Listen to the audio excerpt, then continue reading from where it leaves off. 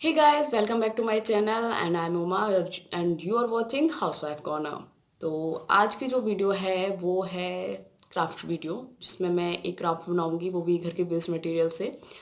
तो आपसे पहले रिक्वेस्ट करना चाहूँगी, अगर आप मेरे चैनल पे फर्स्ट टाइम आए हैं और आप मेरी वीडियो फर्स्ट टाइम देख रहे हैं तो प्लीज़ चैनल को सब्सक्राइब कर दीजिएगा एंड बेल आइकन को भी प्रेस कर देंगे, जिससे मुझे जो नेक्स्ट वीडियो जो आएंगे वो आपको उनकी नोटिफिकेशन बहुत जल्द मिल जाएगी, जिससे आप मेरी वीडियो इजीली देख पाएंगे। तो चलिए वीडियो स्टार्ट करते हैं।